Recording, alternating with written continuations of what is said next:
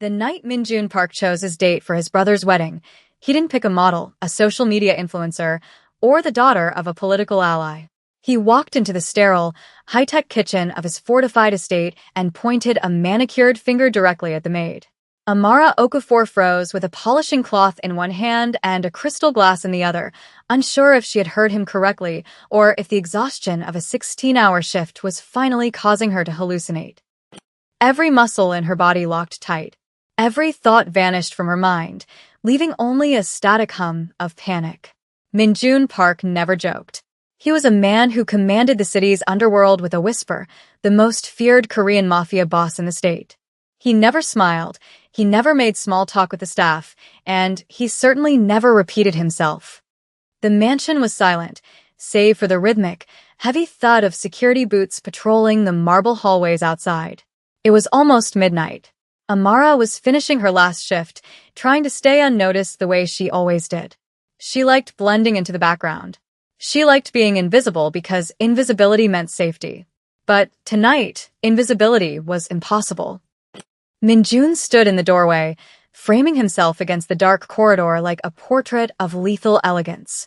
He was still wearing the signature attire that struck fear into his enemies, a perfectly tailored black Mafia suit that hugged his broad shoulders and a crisp, white-collared shirt that seemed to glow under the kitchen lights. His sleeves were rolled up to his elbows, revealing strong forearms and a silver watch that probably cost more than the entire neighborhood she grew up in. His raven black hair was slightly messy, a rare sign of a long day, but his jaw was tense, and his dark, almond-shaped eyes were fixed on her with a strange, calculating intensity she had never seen on his face before. "Sir," Amara whispered, her voice failing to rise above the hum of the refrigerator. She quickly lowered her gaze, staring at his polished black shoes. He studied her as if making a strategic decision that could not be undone, his eyes analyzing her posture, her fear, and her stillness. He took a step forward, the sound of his dress shoe hitting the tile echoing like a gunshot in the quiet room. "You," he repeated, his voice deep and vibrating with authority. "You are coming with me to my brother's wedding." Her throat tightened so painfully she thought she might choke. She had been cleaning the granite counters, her hair tied back in a severe, practical bun, her gray uniform wrinkled from long hours of scrubbing, her hands smelling faintly of lemon detergent and bleach. She should not even be in the same room with him, much less involved in his personal life. She placed the glass on the counter with trembling care, terrified that if she dropped it, the sound would shatter her life. I think you're mistaken, Mr. Park. I'm just the help." Kai, Minjun's right-hand man and chief of security, was standing in the shadows behind him, arms crossed over his chest, his expression unreadable. But even Kai, who had seen Minjun order hits and dismantle corporations, looked shocked. His eyebrows were raised high, his eyes darting between his boss and the terrified maid. Minjun stepped fully into the kitchen, closing the distance between them until he was looming over her. The scent of expensive cologne, tobacco, and rain invaded her senses. "I am not mistaken." Amara swallowed hard, forcing herself to look up. "Why me?" His gaze swept over her slowly. It wasn't a look of desire, at least not yet. It was a look of assessment. He was looking at her the way a general looks at a soldier before a battle. She felt exposed, even though she was covered from neck to knee in a shapeless uniform. "Every woman who wants to be on my arm," he said, his voice dropping to a low rumble, "has an agenda. They see the Korean Mafia boss. They see the money, the influence, the danger. They want to be close to the fire." He paused, his eyes narrowing slightly. "You don't want anything from me. Not money, not power, not my name. In fact, you seem to want to be as far away from me as possible." Amara blinked, confused. "I don't understand." "You are the only person in this house who looks me in the eye without pretending," he said. "You fear me, yes. But you do not lie to me." Grace's heart hammered against her ribs. She had never heard him speak this openly. She wasn't even sure he had a heart until this very moment. But before she could formulate a response, the sharp click of heels on the tile broke the tension. Madam Park, Minjun's aunt and the matriarch of the household, walked into the kitchen. She was a woman of steel and tradition, dressed in silk, her face set in a permanent expression of judgment. She stopped immediately when she saw the tableau, the powerful mafia boss standing inches away from the cleaning girl. "Minjun," she said carefully, her tone dripping with warning. "Please tell me you chose a suitable date for the wedding. The Kims will be there. We cannot have people talking." He didn't look away from Amara. He didn't even flinch. "I chose her." Madam Park followed his gaze, saw Amara, and her eyes widened in horror. She clutched her pearl necklace, as if physically struck. "The maid?" she whispered, her voice full of disbelief and disgust. "You are taking the maid? Have you lost your mind?" Kai coughed into his hand to hide a laugh, shifting his weight by the door. Amara wanted to disappear into the floor tiles. She felt the heat rising in her cheeks, a mix of embarrassment and fear. Minjun turned his head slowly to face his aunt. "Yes." "Amara will accompany me." "But she is staff," his aunt insisted, stepping closer, her voice rising. "She is a nobody, and the people attending the wedding are the elite of this country. Senators, CEOs, other family heads. You cannot bring her." "I don't care who they are," Minjun cut her off, his voice cold and sharp like a blade. "You seem to forget who stands before you, aunt. I am the head of this family. I am the Park family, and this is my choice." The silence that followed was deafening. Madam Park pressed her lips together until they were white. She glared at Amara with pure venom, then turned on her heel and stormed out of the kitchen, muttering in Korean about disgrace and tradition. Amara took a shaky breath, her hands gripping the edge of the counter for support. "Mr. Park, I really don't think you should." "Unless you are refusing," he said, turning back to her, his voice lowering dangerously. "Refusing him?" "Refusing Minjun Park." "Refusing the most feared man in the city. A man who could destroy lives with a single word?" She knew the stories. She knew what happened to people who said no to him. She could barely force her lips to move. "I'm not refusing. I'm not sure why you want me there. I have nothing to wear." "I don't know how to act around people like that." "I've never been to a wedding like yours." He took one step closer, invading her personal space. "You make people underestimate you," he said. "That is an advantage. And tonight reminded me that I want someone beside me who keeps me grounded." She felt something heavy and warm twist inside her chest. No one had ever described her as an advantage. Throughout her life, she had been a problem to be solved or a person to be ignored. "I don't have a dress," she whispered, looking down at her worn sneakers. "That will be handled," he interrupted. "You won't go in your uniform." "Boss, are you sure?" Kai asked, stepping forward, his tone serious now. "She'll be surrounded by press, politicians, business giants, and our rivals. If she panics..." "My decision is final," Minjun stated, ending the conversation. He looked at Amara one last time. "Be ready at 7 o'clock tomorrow morning. A driver will pick you up." "And Amara?" She looked up quickly, caught by the command in his tone. "When you walk into that wedding on my arm," he said, his eyes sharp and serious, burning into hers. "You are under my protection all night. Everyone will know that. No one touches you. No one disrespects you." Her breath trembled. "Okay." He nodded once more and left the kitchen with Kai trailing behind him. The moment the door closed, Amara's legs gave out. She sat at the small staff table and pressed a hand to her shaking chest. Protection. His world. His arm. She didn't fully understand what that meant, but she understood enough to be afraid. Breathing unevenly, she walked to the back hallway where the staff lockers were kept. She opened hers quickly and pulled out a small, crumpled photo she kept hidden behind her uniform. It was a photo of a different life, a different city, a different version of herself. She stared at it with wide, tense eyes. If someone recognized her at that wedding, if someone remembered what happened 2 years ago, if anyone connected her to the man she once ran from, everything could fall apart. She closed the locker with trembling fingers. Tomorrow she would walk into a world where she absolutely did not belong. Tomorrow, every eye in that room would be on her. And she had no idea what Minjun Park had just dragged her into. Amara barely slept. Every time she closed her eyes, She saw Minjun standing in the kitchen doorway, his voice echoing in her head. You are under my protection. By 6 o'clock in the morning, she was standing in front of the small mirror of the staff bathroom, still in her uniform, hair tied up, dark circles under her eyes. Nothing had changed on the outside, but inside, everything felt different. What kind of woman becomes the date of a Korean mafia boss overnight? Certainly not her.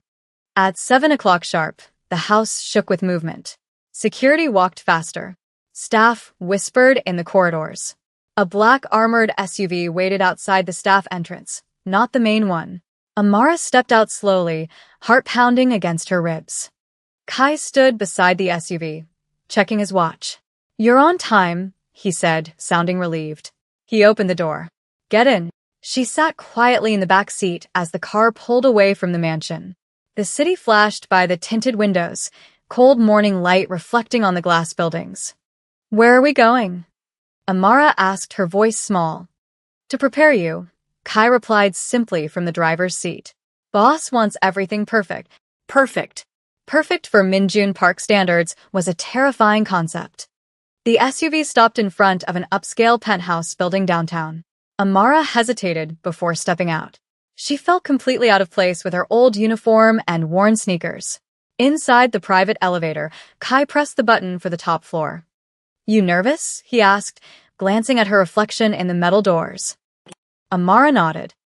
Just follow his lead, Kai sighed. Don't overthink it. And don't fight it. The boss knows what he's doing. The elevator opened to a huge penthouse filled with natural light, polished floors, ivory sofas, and windows overlooking the entire skyline. A woman in her 40s, stylish and confident, walked toward Amara. You must be Amara, she said with a warm smile. I am Soin. Minjun called me personally, Sujin continued, circling Amara. We have a lot of work to do. 2 assistants appeared and guided Amara to a large dressing room. She tried to protest. I'm just. Sujin stopped her gently. I know who you are and I know what is happening tonight. Listen to me, Amara. You are not just anything. Not for tonight. Minjun does not bring casual dates to family weddings. Amara swallowed hard. But I don't belong in places like this. Sujin stepped closer, lifting Amara's chin with kind fingers. Every woman belongs where she is respected. And Minjun Park clearly respects you. The preparation took hours. The first step was the hair. They undid her tight bun and washed the chemical smell of cleaning supplies away. Sujin's fingers moved carefully, applying treatments, brushing, and styling. When she was done, Amara's hair fell in soft, voluminous waves that framed her face, giving her a softness she hadn't seen in years. Next came the makeup. Sujin used rich, warm tones that complemented Amara's deep skin tone. She highlighted her cheekbones and gave her a natural glow. Amara stared at her reflection, almost frightened by the new face looking back. She looked powerful. But then Sujin stepped aside and revealed the dress. It was hanging on a golden rack, isolated from the rest. A floor-length, stunning emerald green gown. Amara's breath vanished. I can't wear that. Sujin smiled. Oh, yes, you can. Minjun picked the color himself. He said black was too common and red was too aggressive. He wanted you in green. Why? Amara whispered. Because green is the color of life, Sujin said softly. And he said you are the most alive thing in his world. Amara's stomach twisted. He picked it. Sujin helped her step into the dress. As the silk slid over Amara's skin, she felt the world tilt. The fabric hugged her curves perfectly, the emerald color making her skin radiate. The neckline was elegant but bold. When the zipper closed, she didn't recognize the woman in the mirror. A shy knock came at the door. Sujin? Is she ready? It was Kai. Come in, Sujin called. Kai stepped in. He froze mid-sentence. His eyes widened slightly. For the first time since she met him, the stoic security chief was speechless. I'll take that as approval, Sujin smirked. Kai cleared his throat, regaining his composure. Yes. That will work. The boss is waiting downstairs. They rode the elevator down again. Amara couldn't stop touching the fabric of the dress, afraid it would turn back into her uniform at any moment. Outside, another SUV waited. But this time, Minjun stepped out as soon as the car arrived. He was breathtaking. He wore a fresh black Mafia suit, tailored to perfection, the white shirt crisp against his tan skin. His hair was styled back, revealing his sharp forehead and intense eyes. He looked untouchable. Minjun walked toward her slowly, his eyes never leaving hers. For a moment, Amara forgot how to breathe. Kai opened the back door automatically, but Minjun didn't move toward it. He stood in front of Amara, his expression completely unreadable. When he finally spoke, his voice was lower than she expected. "Turn around." Amara hesitated, heat rising to her cheeks, but she obeyed. She turned slowly, letting him take in the dress, the hair, the change. When she faced him again, his jaw flexed. He stepped closer, too close, and fixed a strand of her hair behind her ear with a slow, deliberate touch. His fingers were warm against her skin. "You look," he paused, his eyes lingering on her face, perfect. The word made her heart race uncontrollably. Minjun held out his hand. Not a command, but an invitation. "Ready?" "No," she admitted in a whisper. He smirked faintly, the closest she had seen to a smile. "Good. I don't trust people who walk into danger without fear." She swallowed. "Is it really danger?" His eyes locked onto hers. "Everything in my world is danger, Amara." He guided her into the SUV, his hand resting possessively at the small of her back. Inside the car, their shoulders almost touched. The tension was so thick she could feel it in the air. "Why green?" she asked softly as the car merged into traffic. Minjun turned his head toward her. "Because everyone expects the Mafia boss to bring a woman in red or black. Green is unexpected. It demands attention without asking for it." He looked at her profile. "Like you." The car drove through the city, approaching the luxurious hotel where the wedding would take place. The closer they got, the more anxious Amara felt. Minjun extended his hand again, palm up. "Amara." She looked at it, then at him. "You walk in with me," he said. "You stay on my arm. You do not talk to anyone alone. You do not leave my side. I will not let anything happen to you tonight." "Why?" she asked, her voice trembling. "Why are you doing all this for a maid?" A long silence followed. His jaw clenched. Finally, he said, "Because when I look at you, I don't see a maid. I see the only real thing I have left." The car stopped. Cameras flashed outside. Guests turned their heads. People whispered at the sight of the Park family convoy arriving. Minjun offered his hand, once more. Amara took it. He stepped out first, tall, powerful, commanding. Then he helped her out. As her emerald dress touched the ground and she straightened herself beside him, the entire front entrance of the hotel went silent. Whispers erupted instantly. "Who is she? Is that Minjun Park? Is that the maid? Look at that dress." Minjun placed his hand on the small of her back, guiding her through the stunned crowd with confidence, possession, and a strange hint of pride. Amara could hardly breathe. She was just a maid yesterday. But tonight, she was the woman walking on the arm of the most dangerous Korean mafia boss in the city. The moment Minjun and Amara stepped through the golden doors of the hotel ballroom, the atmosphere shifted. A long velvet carpet stretched across the floor. Crystal chandeliers hung from above, like diamonds. Security guards in black stood along the walls, blending into the shadows. Guests in expensive suits and glittering gowns turned toward the entrance, and every single one of them stared at her. Amara felt exposed, almost fragile. But Minjun's hand remained firm on her back, a constant reminder of his promise. He didn't rush. He walked proudly beside her. A man in a navy suit leaned toward his date and whispered, not quietly enough, "Is that the cleaning girl from the Park mansion?" Amara tried to look forward, pretending she didn't hear, but Minjun slowed his pace just enough to glance at the man. One look. Cold, sharp, lethal. The man instantly straightened in fear, his face draining of color, and looked away. "Don't listen to them," Minjun murmured near her ear. "I'm trying," she whispered. "My knees are shaking." "Lean on me," he said. "I can handle the weight." They reached the center of the ballroom.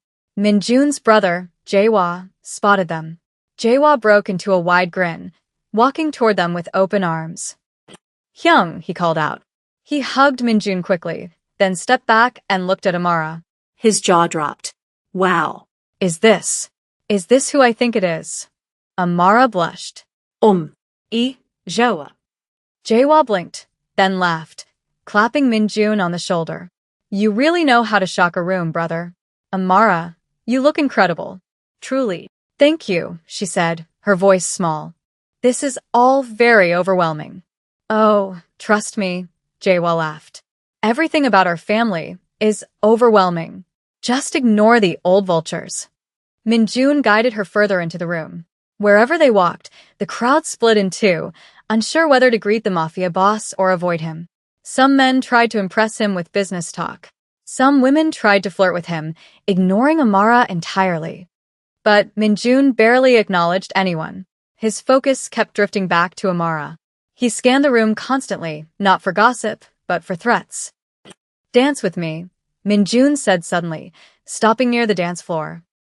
I don't know how to dance to this music, Amara panicked. Follow me, he said, pulling her gently into the crowd. He placed one hand on her waist, pulling her closer than she expected. Her breath hitched. He took her other hand in his. They moved slowly to the music. Look at me, he commanded softly. Don't look at them. So she did. And suddenly, the room blurred. He moved with certainty, leading her with minimal effort. See, he said quietly. You're doing fine. I feel like I'm dreaming, she whispered. If this is a dream, Minjun said, his dark eyes searching hers, then I do not wish to wake up. Amara felt a blush creep up her neck.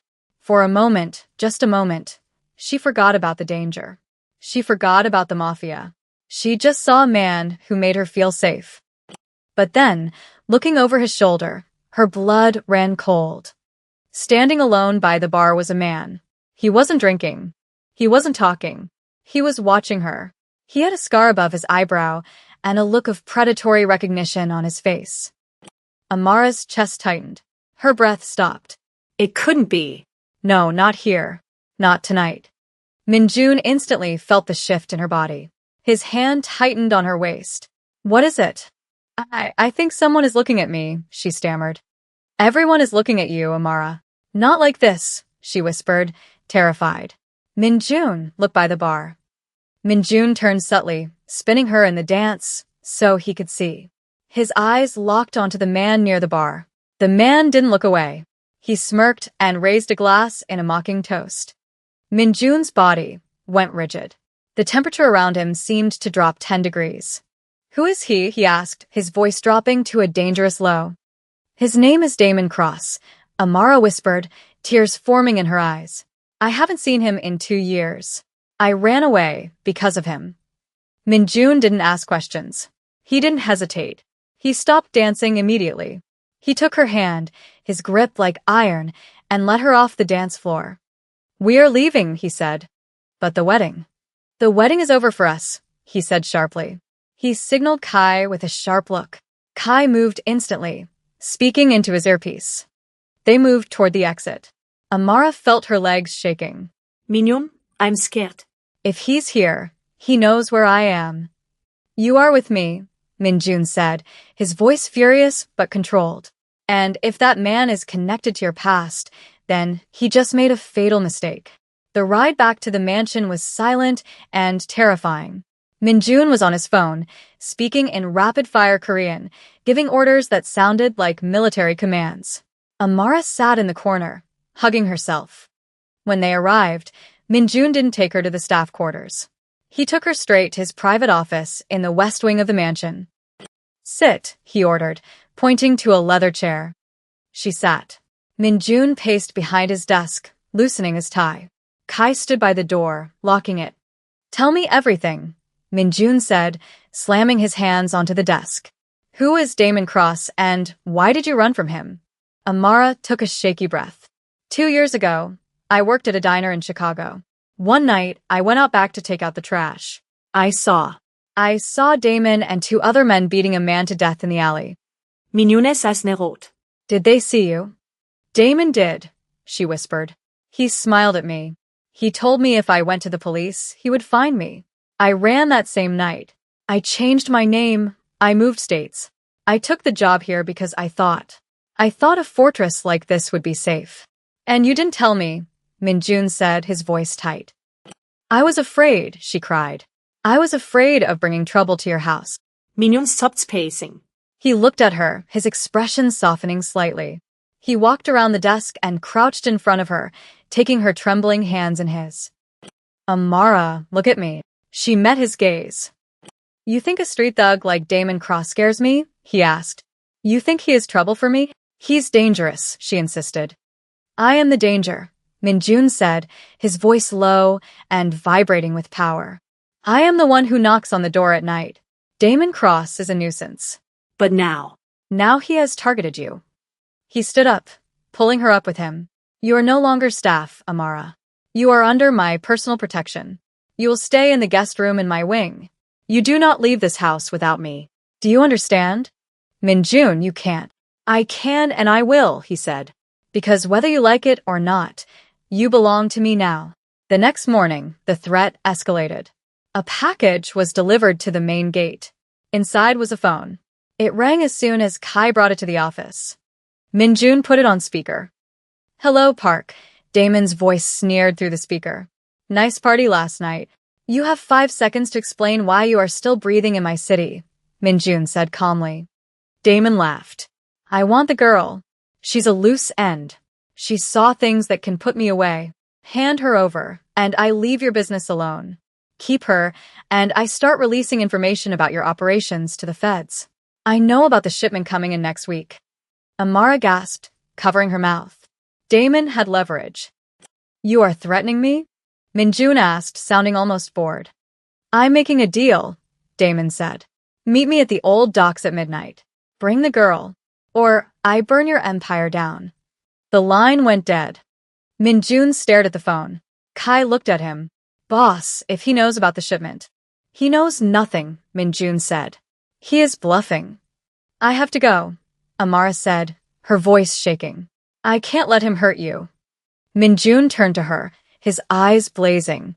You are not going anywhere. He wants me, she yelled. If I go, he leaves you alone. If you go, he kills you, Minjun shouted back. And I will not allow that. Why? She asked, tears streaming down her face.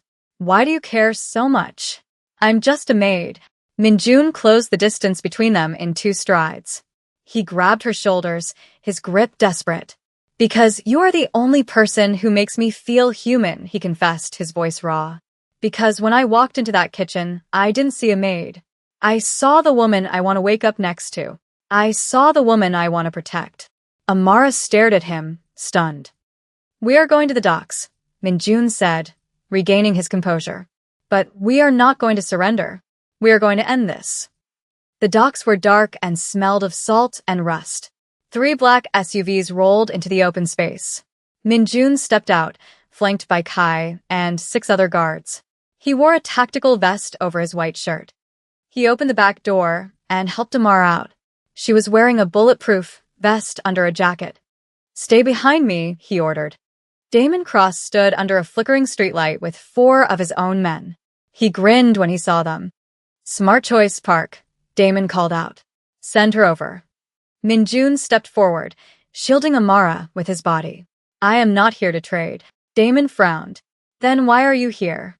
To give you a choice, Minjun said. You leave this city right now or you die here. Damon laughed, pulling a gun from his waistband. I have the leverage, Park. I have the info. You have nothing, Minjun said. He snapped his fingers. Suddenly, floodlights from the surrounding cranes turned on, blinding Damon and his men. Red laser dots appeared on their chests. Minjun's snipers were everywhere. You are playing checkers, Minjun said coldly. I am playing chess. I own these docks. I own the police captain you thought you were bribing. And I own the ground you are standing on. Damon's face went pale. He looked around, realizing he was completely surrounded.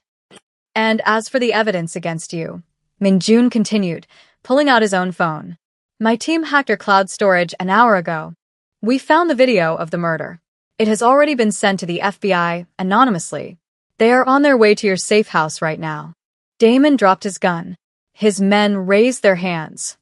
It's over, Minjun said. Get out of my sight. If I ever see you near her again, there will be no police. Only me.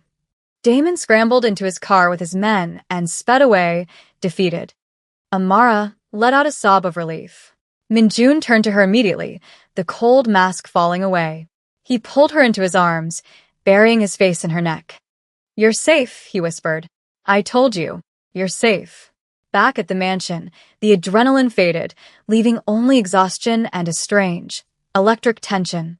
They stood in the middle of Minjun's bedroom. You saved my life, Amara said softly. You risked everything. I risked nothing that mattered more than you, he replied. He took off his jacket and tossed it on a chair. He looked at her, really looked at her. Amara, he said, I cannot go back to how things were. I cannot have you cleaning my kitchen while I sit in this office, wanting you. I don't want to go back either, she admitted, stepping closer. I am a dangerous man, he warned. My life is not easy. There will be other enemies. There will be other nights like this. I know, she said. She reached out and took his hand, her dark skin contrasting against his. But I don't want to be safe if it means being without you. Minjun exhaled, a sound of pure relief. He cupped her face with both hands. Then stay. Not as my maid, as my partner, as my love. Yes, she whispered. He kissed her then. It wasn't a tentative kiss, it was a claiming. It was deep and passionate, full of all the words he couldn't say. The Korean Mafia boss, the man who never smiled, the man who feared nothing, had fallen. And he had fallen hard. As they stood there, wrapped in each other's arms, Amara realized that the green dress wasn't a costume. It was the beginning of her new life. A life where she wasn't invisible. A life where she was loved by the most dangerous man in the world, and for the first time, she wasn't afraid. This story reminds us that love often arrives in the most unexpected forms, and that true strength is not just about wielding power, but about knowing when to protect those who are vulnerable. Minjun's journey teaches us that judging someone by their social status, whether a maid or a mafia boss, blinds us to their true character and integrity. It highlights the moral value of facing our pasts with courage, as Amara did, rather than letting fear dictate our futures. Furthermore, it shows that vulnerability is a strength. Minjun only found true happiness when he lowered his walls and allowed himself to trust. Ultimately, the story is a testament to the fact that everyone deserves to be seen, respected, and loved for who they are, not what they do for a living. What did you think about Minjun's decision to risk his empire for Amara? Do you think you could be as brave as Amara was in facing her past? Let us know your thoughts in the comments below. If you enjoyed this emotional roller coaster of romance and danger, please subscribe to our channel and hit the like button. Thank you for watching.